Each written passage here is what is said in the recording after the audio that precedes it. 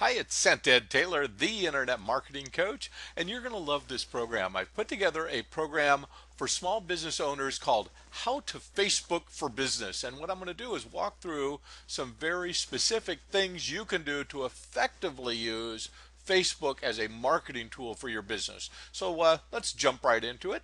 The first question is, right, where do you start? And there's a lot of ways to address that, but here's the way I always address the where do we start question. The first thing is, from a business perspective, what's your goal? What's your outcome?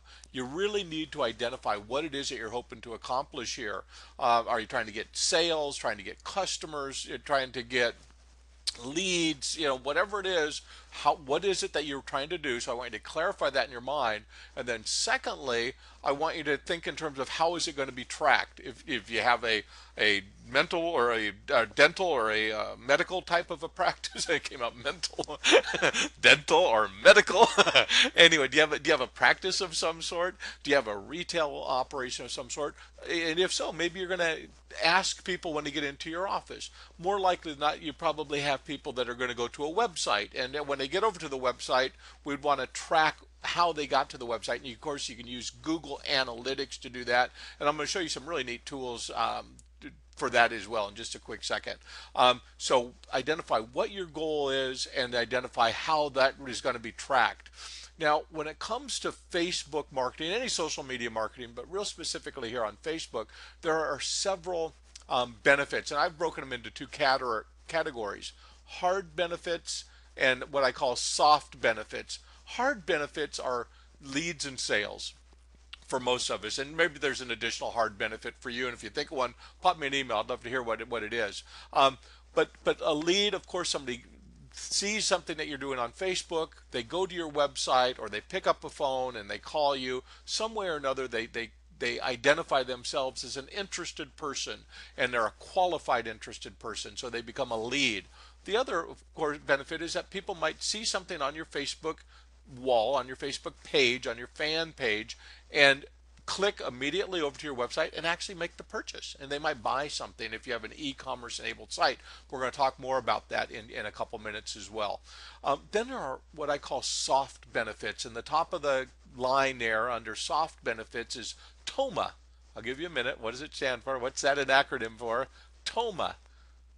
Top of mind awareness. And what we're talking about there very specifically is, like in my case, I'm an internet marketing coach for small businesses. So it might be that people are subscribed to my webpage, not really ready to buy any of my services, my coaching programs or anything like that, but they might get to a point after several months where something comes up. There's a change in their business, an employee leaves, or maybe they recognize they need to do more, in this case with, like, say, Facebook, and they recognize they need some help. And right at that time, all of a sudden, in pops a post from me talking about whatever it is that they have an interest in. I become top of mind. I stay in front of them, and they might select me at that point to be the service provider for them. Another is just increased awareness. And what I'm really speaking to there is viralness. In other words, when people like you, they like your business online, and they tell their friends. So all of a sudden, it's not just them that you're talking with, but their friends are getting associated with your product or your services. The last soft benefit that I have listed here is SEO, or search engine optimization. And there's no question that having a Facebook presence and linking from your Facebook page over to your website will benefit you from a search engine optimization standpoint. We'll talk more about that as we go along as well. And then what else? So I just open that up to you, because there are other soft benefits that are liable to accrue to your business, and I want you to just think what they are. So, and the reason for this is I want you to be crystal clear on what you're trying to accomplish and what the ancillary benefits are. And then we have to do that cost benefit analysis at some point, right? We have to be able to step back and say, hey, this is what my intentions were, this is what my goals were. I put this much time, this much effort, this much money into this. Have I received it? And if you haven't, you have to change your tack, or get out of it altogether, or what have you. So let's move forward.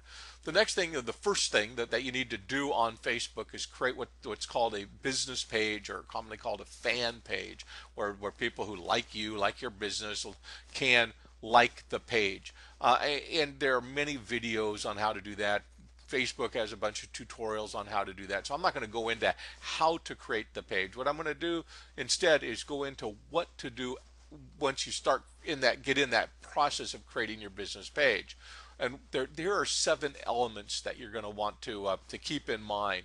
The first is use a short title for your page. You're going to be asked to name your page, and a short title is arguably better than a long title, but it doesn't mean you have to use a short title by any means. In fact, in my case, I'll show you my page here.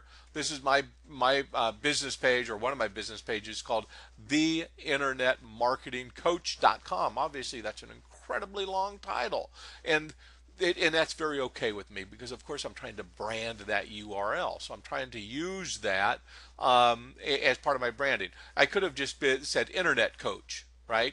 Ed Taylor Coach, whatever. So when you're creating your page, I just want you to be thinking in terms of how you're going to be perceived out there in your market. And a short title is oftentimes better. Then you want to make a cover image that stands out. In fact, well, let's go back to my page real quick.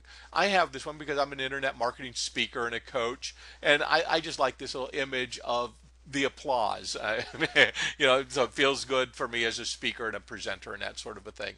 I also rotate. I have a bunch of images that I create for this, and I will create more over time. The one I had up right before this one showed a Google Analytics graph that had very low traffic, and then it had a little bubble that says search engine or SEO implemented, and we saw a big spike in the traffic. And that was just a visual demonstration of the effectiveness of my coaching through the results produced in search engine optimization. So anyway, that you want to have something that's engaging and representative of your business. We'll look at a few in just a minute as we go along. So that's 1 and 2. Number 3 is secure your username. When you first set up your page, you're going to have a username that you can change later. You can only get a permanent name, which is going to be like facebook.com/ the name of this business page. In my case, the Internet Marketing Coach.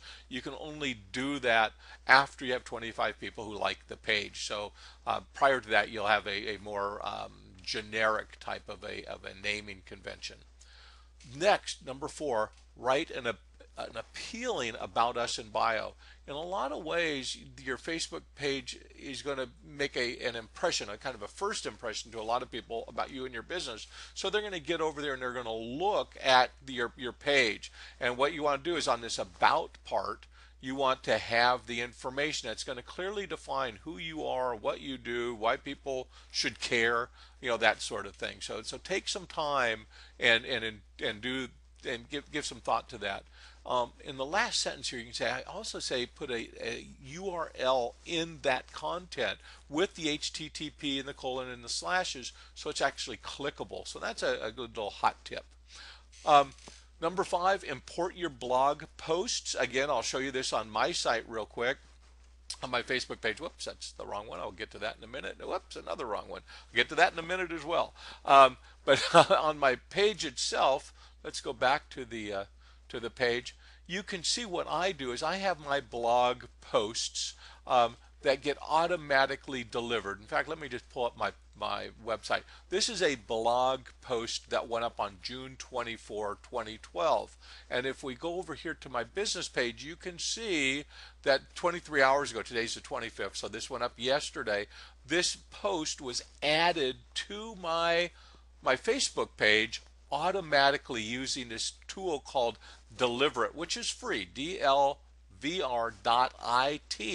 and that just automatically posts your blog posts to your social media, in this case to Facebook, but in my case it also is set up to deliver my blog posts to both Twitter and LinkedIn as well. So it's a great little tool, easy to use, and it streamlines your process so you don't have to be as involved with it with all this little stuff. Then you want to show posts by page and by fan. In other words, what you want when you're setting up your page is you want to allow people to communicate with you. You want them to add comments and so forth on your page. So when you get prompted for that, say yes. You want to allow people to interact. And then you want to encourage your fans to add content. And there are a lot of ways to do that. Primarily it's asking, but we'll cover that in a little more depth as we go through the program here as well. So let's look at that, how this really looks. Okay, we talked about the concept. Now here's a big brand, Ben and Jerry's. Look at that, nearly 4 million people liking their page, 33,000 people talking about it. They have their cool image on there, so it looks good, and it's great. The next one here is my daughter and her boyfriend, Jesse and Danica spray paint art. And they do this fun little spray paint art, and they show it off in little local shows, art shows, and that kind of thing. So they created a little Facebook page. In this case, you only have 41 people who like it, 16 people talking about it. But this is the idea. So you can build this type of a page where people will go and interact with you and your brand, your company a little bit. So here's some things. I'm going to just bang through some very specific things that you can do, and I want you to really make note of this, so you can get the most bang for your buck and the most value out of your time. Set your strategy. Know your business. This is, so think about this. What is your unique voice? As you start writing in your page, you have to really think of how do you present yourself to the world? Are you more businesslike? Are you more casual? Are you, whatever is appropriate for you and your brand and your business and your identity, but you need to think in terms of what that voice is. Now for me, I'm very casual. That's just my nature. I don't want to give a lot of pretense to what I do. So that, you just kind of, I present myself very much as how I am, who I am as my small business, as an internet marketing coach. How can you bring your brand story to life in compelling, authentic, and personal way? And so think about how, and again, we're talking about strategy here. We're talking about what does it look like as you start doing this. In my case, I do that by telling stories. I tell stories of my speaking engagements or my client stories. Of course, can't reveal any real proprietary or personal things, but I can give people the idea of what was accomplished and how we went about accomplishing it. And that I think that's engaging and feels comfortable to people. Know your customers. Who are they? What age, what sex, where do they live? What level of affluence might they have or aspire to, so you can really communicate to them in a way that's meaningful. I know my target customer is a small business owner. Oftentimes these are people that have under 10 employees, oftentimes solopreneurs. And for me, I know there's a lot of different personalities out there, but the people who resonate best with me are people who are pretty casual, pretty easygoing, not very, I mean, they can be very technical. I have some clients who are very technical, but they like getting their information in a very non-technical way. And that's who I am. And that's who that's where I kind of target. There's a world full of people out there that doesn't resonate with, no doubt, but that's not my focus. So what I'm getting at with you is identify who it is that you're going to best serve and going to best respond to you and your offers and the way you present yourself to the world. Then you need to think about how are they going to connect with your brand. Once they get to your Facebook page, what do you want them to do? In most cases, we want them to click over to our website, and we'll talk more about that in a little bit. Well, in fact, let me just jump over to that right now. Because one of the things that I've just pointed out here is on my posts, most of these have links to, it's something else, the Social Examiner, which was really good, but most of these have links to my actual website. So you can see when people get over here, they come over, they click on that, and that'll take them over to the website. So in essence, my goal is to get people, wow, it's taking a little while here, but my goal is to have people show up at my website where they're going to learn more about whatever it is I just talked to them about on the Facebook page. In this case, there's a video, and then interact more with the site so they can find out more about who I am. They can look at the hire me information and so forth. So that's the idea. Know your goals. Again, I mentioned this earlier, but it's the more clarity you can have around what your goals are, the better you're going to be able to track it, and the better you're ultimately going to be able to be at improving your results. So define and prioritize your goal to help you create a page posting strategy. And again, if you're too casual about this, if you go at this with, and I mean, you can have a casual voice, but if you're too casual about the process, it's not going to be effective for you. You really want to be thinking about this as a business channel, just like you would networking in a small community, if you or networking in a large community for that matter. But it's an advertising or business building channel, and you want to give thought to that. Um, so here's some examples, and these are actually from Facebook's little online tutorial, which is great. I know that nobody ever looks at those things, so that's why I'm using it here. But it's really good. So they have this this business that they're talking about, and they say, here's the about us. Jasper's is a unique community destination for ultra premium prepared foods and catering. Now, I don't know exactly what ultra premium prepared foods is. That's not me. I'm a burgers and fry kind of guy. They're very clear about who they are. Free range meats, I do know what that is. Organic, I like that. Wild seafood, I get all that, of course. And that differentiates in a quick paragraph exactly who Jaspers caters to, and exactly what Jaspers is what they how, how they see themselves in the world. We offer the very best quality locally sourced products and take great pride in our personal relationship, again, so they're conveying a sense of who they are as a company, about their brand. Our customers living in New York City, men and women, 24-54, urban, social, etc. So again, very clear. They have a lot of clarity about what they're doing here. Our goals, we want to build connections and engage our customers in our Facebook page and inspire them. So that is some good information there. Take some time and really get clear about what you're trying to accomplish with this Facebook effort of yours. So here, and this again, it's taken directly from the Facebook tutorial, and you can go to that tutorial, and I'll put a link below the video here so you can access that. But what you want to do is you want to find your rhythm, right? You just want to get to a place where you say, okay, this is how frequently I'm going to post. This is what I'm trying to do here. And then you want to schedule a certain amount of time every day or every 3 days or whatever it is for you, where you're going to dedicate some commitment to this. And it's really interesting. And the example I want to use here is in my own personal life. In my real life, not my virtual, not my online life, I was a member of the Chamber of Commerce in my small town for many years, very active volunteer in that organization. And they had a little group that met every Friday, still meets every Friday. Called greeters, and the greeters would meet, and there's 80 or 100 people who show up, and they all talk about their little business. And what I found over time is the businesses that got frequented, the businesses that got used by the participants, by the members of that little community, were the ones who showed up regularly over time. You show up once, pitch your business, and leave, everybody forgets about you. But the people who show up, week after week or several times a month, month after month, over time, this becomes a hub of referral business to their business. So that's what we're talking about here, is don't just approach this, try it for a week and be done with it, because that you're going to lose a lot of potential benefit here. So think about this with a long-term strategy.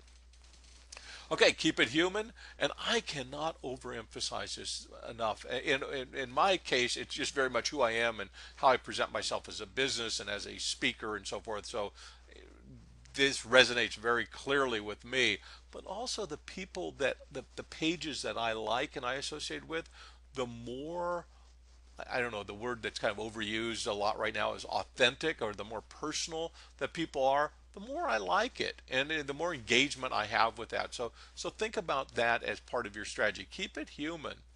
Now, this is just an interesting graph that I found last year, and I'm sure this is even accelerated this year. But it's saying 88% of all marketers said their social media generated more exposure for their business, and 72% reported improving traffic and subscribers. This is a 2011 social media marketing industry report. So it increased subscribers to their website, improved their search rankings, resulted in new business partnerships, generated qualified leads. 51% said generated qualified leads. 43% says it increased sales. So if you're thinking about, well, maybe I shouldn't be doing this, or maybe it's just a waste of my time, effort, money, whatever, yeah, I just have to tell you, there's a lot of people out there right now that are saying, hey, it's worth doing. E-commerce, one of the things that I wanted to cover is the way to effectively do e-commerce as it relates to Facebook. And this really hit home with me because I was asked earlier this year to give a presentation for the Canadian Museum Store Association. So we had all these museum store owners who were at a convention. Actually, I was piped in via a webinar. I was in Southern California. They were in Toronto, and they piped me into a big breakfast meeting. But in my research for that meeting, what I found was that a lot of these museum stores, they were on Facebook, but they were disappointed because it wasn't affecting the sales from their retail shops. Well, what I went on to find is that the reason was a lot of them didn't have retail online. So let's delve into this a bit. So here's an example of a for-profit regular e-commerce associated Facebook page. Babyandmegifts.com. Jacqueline Myers says 50% of her online sales right now are attributable to her Facebook page. So let's look at her process. So she doesn't have a lot of friends, only less than 2,000. She has more than that now, a little bit more. But this is the page that we're looking at, that she actually has what's called a big shopping cart. That's a brand of a shopping cart called Big Shopping Cart. And these Big Shopping Cart actually has, and let's just look at this. So it's cute, right? She has her little image and all of her stuff. It's all cute and fun. But when you go to her shop page, she actually has an opportunity right there for people to select products, click the buy now button, and consummate a transaction for these items. And this is done right virtually through her Facebook business page, babyandmegifts.com shop. Pretty cool. So that's one way to go about doing this. And then what it does is it links people over to the site where they can buy not only the product they had in mind, but more and so forth. So here's some stuff from the little interview with Jackie. Jackie uses her Facebook storefront to highlight some of her popular items on her website. Not everything, just a handful of her popular things. The Facebook store is powered by BigCommerce, which allows her to display her inventory on her first Facebook page at no extra cost. Jackie says, and this is the quote, "It is an easy way for my customers to begin to shop at Baby and Me Gifts. It gives them a quick overview of what is available, and they are able to click on a product and learn more about it." She attributes 50% of her online sales to her Facebook page. It is a great way to stay in front of customers. I believe it has been as effective as email marketing for Baby and Me Gifts. So if you've been around internet marketing for any period of time at all, you know that email marketing is the backbone. I mean, it is, anybody will tell you that email marketing is the most effective form of marketing on the internet, using any internet strategy. And she's saying that this particular tactic of integrating e-commerce onto her Facebook page has been that effective. So that's impressive. Here's an example of one of the museums. I told you I was doing the thing for the museum store. They had a little web page up like this. Looks very nice. It's fun. Everything about this page looks good. It's about the same number of friends as the Baby and Me. Let's look at their process. They have people. They're doing. They're getting a lot of interaction. 18 people like this particular post. 28 people comment on it. So people are engaged. And here's another one that has a shopping. It's the same thing. This takes over to their website. I'm sorry, yeah, it's a Canadian Warplane Heritage Museum. If you link over to their website, they have an actual shopping button that's connected to their Facebook page, and then you go to their store. So they have their e-commerce page of their website where you can go buy all this stuff. They said, and this was really cracked me up, they said during the holidays we could barely keep up with our online orders. All right, pretty impressive. Now here's the question: what's the difference between Baby and Me Gifts and the Canadian Warplane Museum and what they're doing and what you're doing? This was the question I was asking to the people in this conference. What's the difference between Baby and Me and the Canadian Warplane Heritage Museum, and what they're doing and what you're doing? And I knew the answer to this because I'd researched the people, a lot of the attendees at this conference, and it was e-commerce. Most of the people in that audience did not have e-commerce enabled in any way. To get maximum return from social media, e-commerce business must have an e-commerce solution. In other words, don't depend on people coming into your shop. Make it easy for people to buy online. Um, so that, when we start looking at Facebook, and all social media channels are used to drive visitors to your website and online stores. So think about that as a primary objective of having your Facebook presence. So you have Facebook, you want them to go to your website, go to your store, see your products, and buy. Now you say, well, I don't have a store, I don't have products I can't buy. That's okay. Maybe you want them to opt into your email list and become a lead, or make a phone call to you, whatever. The idea is that the all of these social channels, what we're really doing is we're trying to get people to our website and then let our website do what I'm going to call the heavy lifting. At the website, we can show videos, we can give people the information that they require in order to feel comfortable in becoming a customer. So FYI, social networking accounts for 1 out of every 6 minutes spent online. Pretty impressive, right? Just giving you a little bit of a background here. Also, social networking by those over 35 is way up. Look at this. Over 35 grew nearly twice as fast as 18 to 35 range. Only 18% of the internet users over the age of 35 use social networking in 2008. By 2010, it went up to 48%. They gained 30%. So a huge gain. So again, this is probably appropriate for your business at this point in time. So ranked by platform, what are people doing? What kind of media are they using? Or watching television? 98%, sure. Or listening to the radio? 93%. Although I have to tell you, in my personal case, I'm not listening to the radio near as much as I did a few years ago because I use my iTunes all the time in my car. But look at this, right behind watching online video, using YouTube, using Facebook, watching YouTube, and then way below Facebook and YouTube is LinkedIn and Twitter. So that gives you an idea. Facebook is incredibly, or can be incredibly important and effective for your business. Look at what James Farley, the chief marketing officer at Ford Motor Company, said. You can't just say it, you have to get other people to say it to each other. What he's really talking about there is that viral marketing component, that word of mouth, that online word of mouth advertising. Very, very important today. So let's look at some other benefits. Reduced expenses. The main cost of social media marketing is time. And no question, time has a value. But, and look at this, approximately 58% of self-employed and small business owners strongly agreed that overall marketing costs dropped when social media marketing was implemented. Again, this is a study, Social Marketing Industry Report from last year. So 58% say once they start using social marketing that their overall costs drop. Pretty impressive.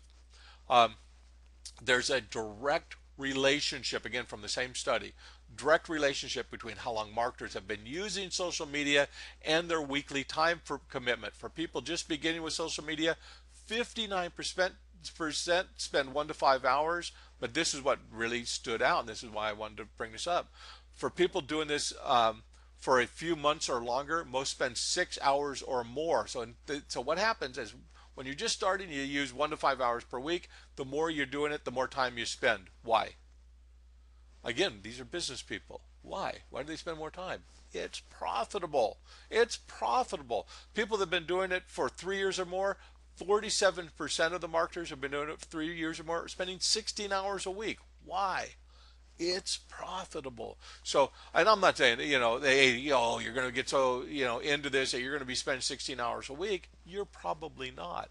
But you know what? You might find somebody on your team, somebody you work with, that will be spending more time on this as you go along. And as you recognize that this is one of the channels that is taking the place of newspaper advertising, yellow page advertising, even radio advertising, and so forth. So you say, all right, I'm going to hire someone to help me with my social marketing presence, my Facebook presence, because I'm not putting that money in these other advertising channels where it's not producing the results that you were that it once did or that you need.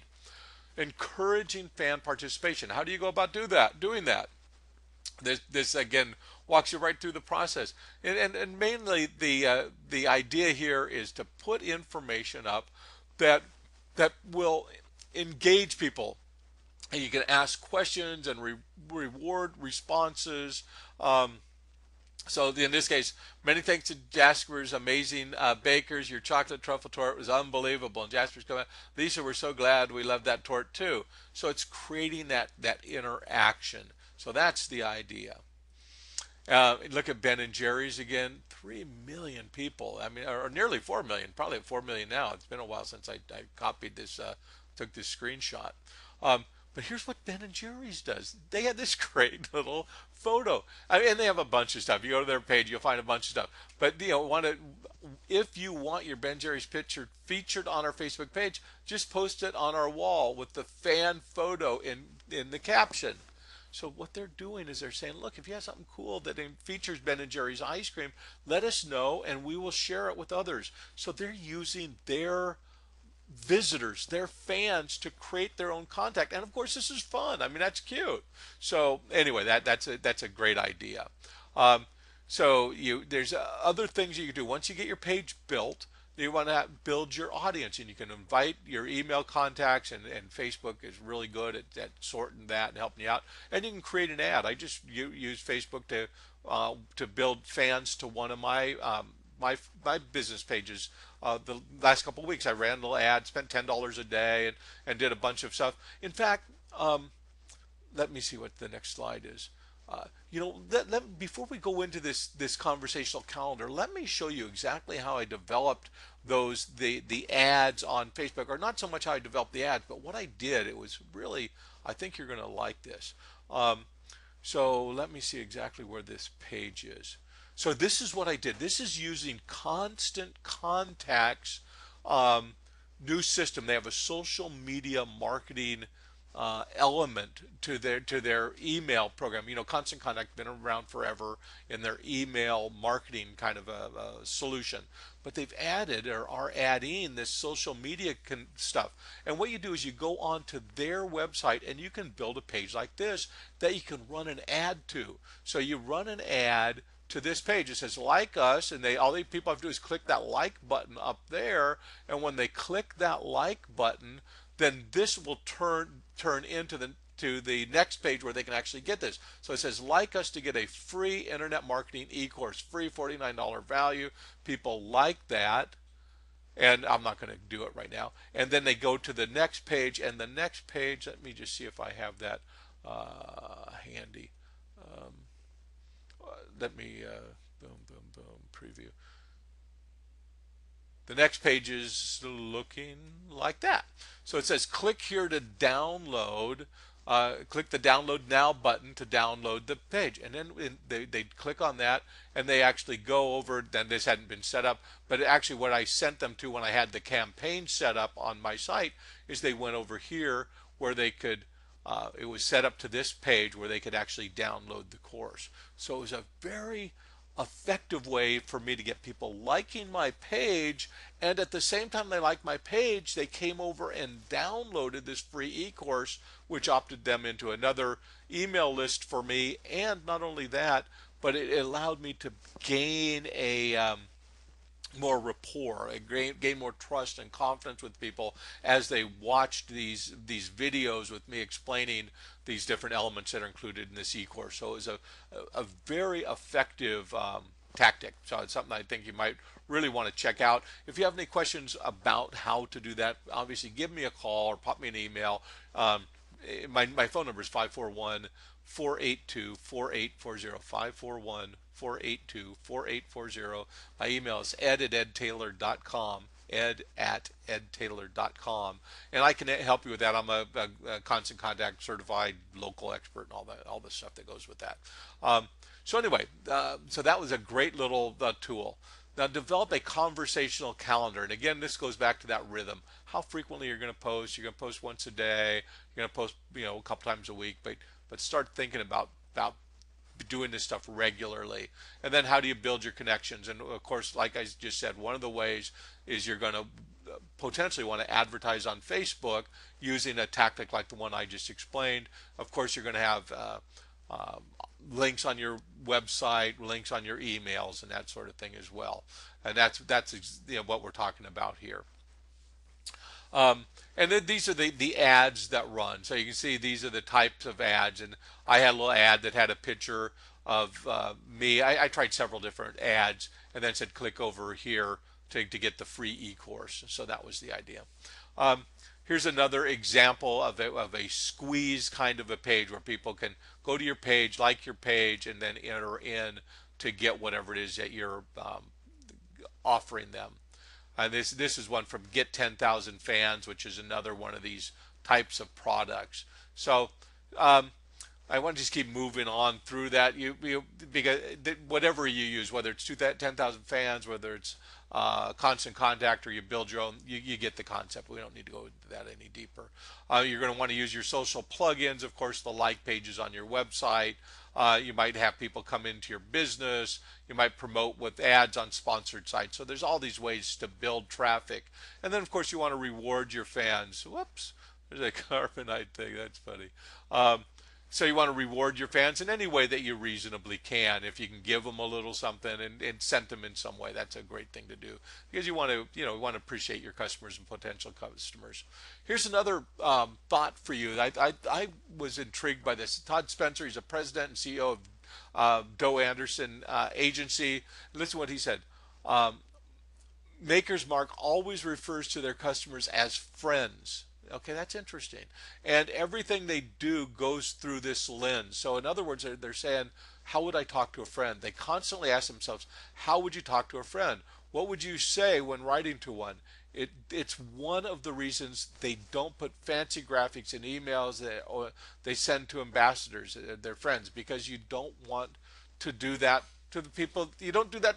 If you're not sending a friend an email with all that stuff, why would you do it to these customers that you're trying to treat like friends? Very, very interesting. Again, I'm not saying it's right, but they're very, very successful, and it's an interesting mindset. So something certainly to consider. Number two here, your friends own your brand. I love that concept because, right? I mean, your brand is no bigger than your fans, right? It's who is out there that likes you, likes your business, likes what you do. So Todd and team at Maker's Mark borrowed this idea from the Green Bay Packers to allow fans to buy shares. They don't, so I'm not, I don't need to read this to you, but the idea here is that you treat your people, you appreciate them. That's what it boils down to. Tell them exactly what to do, and this is really good. Maker's Mark isn't shy about asking for recommendations or referrals. But they don't just say, hey, please talk about us. They put tools in the hands of the talkers to help them do it. Every ambassador gets a welcome kit when they join. And so the idea here is to make it very, very simple. And if you aren't doing this already, going out and proactively getting recommendations for your business on Google plus local and other places like that, Yelp and so forth, you're really making a mistake. That is something that you definitely ought to do. And since I was looking at my web page right here, I did this blog post right here. It is exactly, it talks exactly about that. So you can go to my site, imgmembers.com/blog, or just search on here for local search training, and we'll go right through in that video some very, very specific tactics on how to get recommendations. And it's a very, very important thing for you to be doing. Okay, let's move forward here. It's not about rewards. And again, I like the philosophy here. They don't tell people up front that if you do X, you'll get Y. All of the gifts ambassadors are expected there. They are surprised and delights. Again, they say you don't bribe your friends to recommend something to you. And you know what? When you get something that you really like my daughter just picked up the new iPhone, and she's showing it off, and she's just so excited about it. And I have the old iPhone, and now I have to go get the new one. And but she wasn't bribing me anyway. It's just cool. I mean, she was excited about it. That's what we want to do, and that's what you want to help your customers do for you. You don't want to bribe them. You just want to give them something that's so good and fun and exciting that they're going to tell their friends.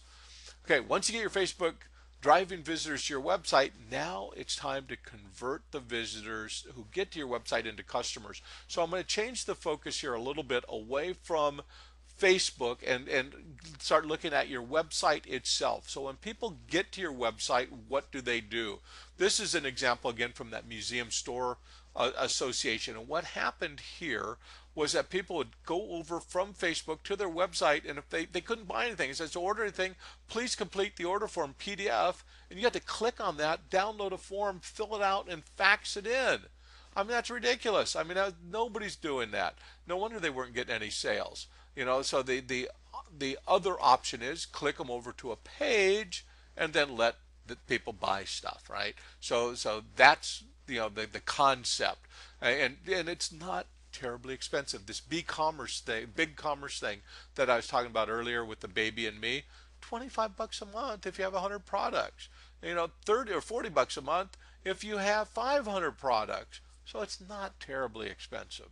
Here's another even cheaper way to go. It's called eJunkie. Look at if you have 10 products, it's $5. 20 products, $10. So anyway, it's it's affordable. You can do it. WordPress, I love WordPress. So WordPress is a great solution, and you can use eJunkie, plug these things in very, very simply. Now this is talking about the use of eJunkie and using eJunkie with WordPress. I'm not going to go into any depth on this. If you're at a place where you're going to integrate e-commerce into your website and you have any questions, just get a hold of me and I'll walk you through that privately. WordPress e-commerce starts around $1,500. I'm talking about the development of a website now, so that's pretty simple. But here's what I wanted to talk to you about a little bit. This is the conversion elements of a website. Excuse me real quick, I'm going to take a drink. Talking so much and so fast that I got dry. But this is what we're looking at here is what we call an eye tracking heat map, and essentially the areas that are the darkest red is where the eyes go most frequently, and the areas that are gray and the blue, they go least frequently. And so what these heat maps show us is where eyes go on a page, and the importance of headlines and images and so forth. So if we keep in mind that we can see, let me just explain. These are created in essentially focus groups. So they have a computer monitor that has a certain film over the front of the monitor that monitors where eyeballs are looking on the computer screen. So that's how these are generated. But we can learn a huge amount from them. Here's another one. And some of the things that we learn is the eyeballs always go to images. So there are images on pages. The eyes just tend to go there. So that tells us from a marketing perspective that if we put our most important information around where these images are, we increase the likelihood of people actually reading the content. On this one, we can see there's a bullet list kind of down here. The eyeballs go to that. So, and of course the box in the middle. So that concept is really important to understand where people are actually looking on your web page. Then we have this concept of what we call friction reducers. And the very clear way to explain it is this little item right here called HackerSafe. It's just a little HackerSafe logo.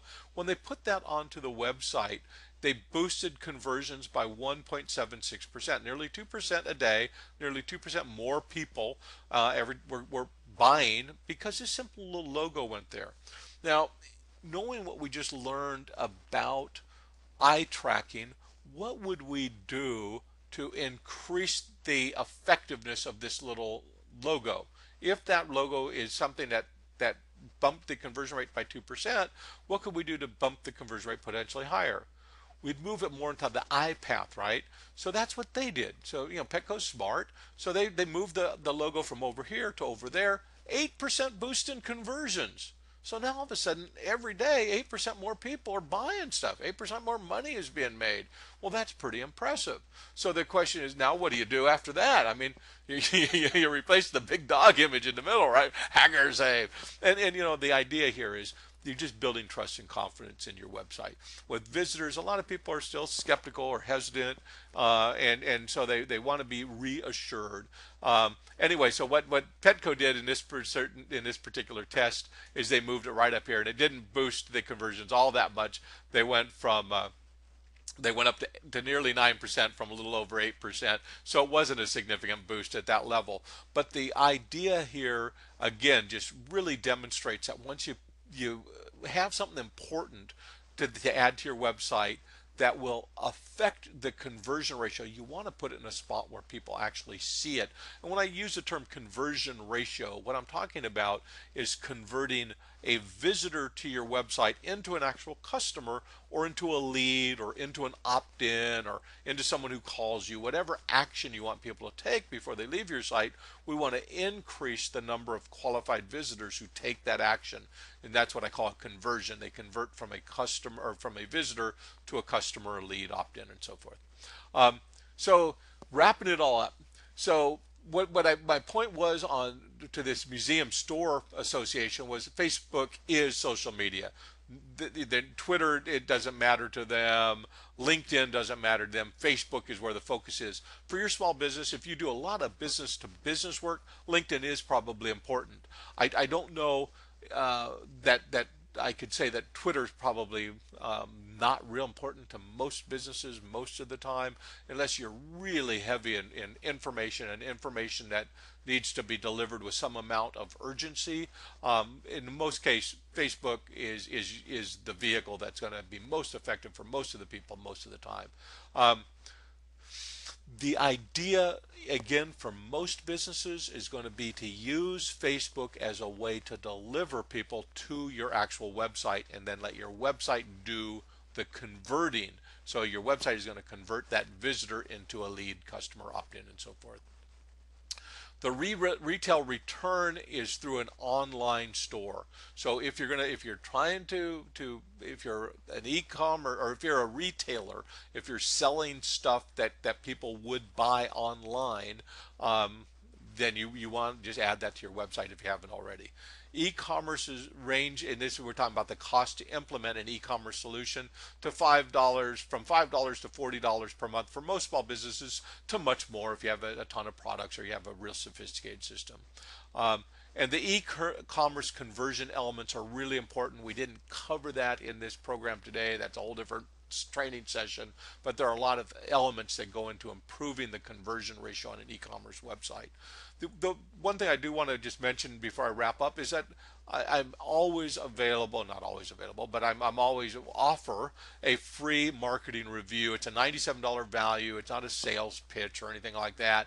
It's just me going through what you're doing as it relates to social media, or search engine optimization, or email marketing, or pay-per-click advertising, or any of these marketing elements that you're doing in your small business that you just have some questions about. Has it been done right?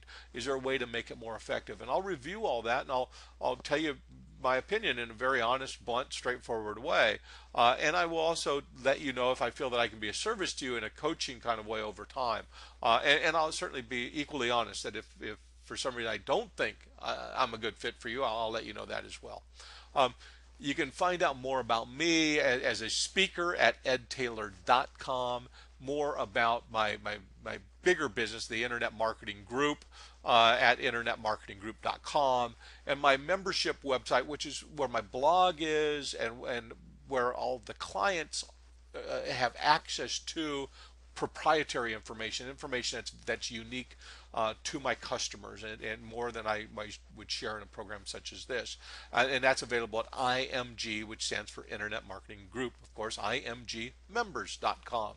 So, and this website down here, the internet-marketing-com, the internetmarketingcoach.com, that actually redirects over to imgmembers.com. So you get those both go to the same site. If you have any questions, feel free again to give me a call, 541-482-4840, 541-482-4840, or pop me an email at ed@edtaylor.com.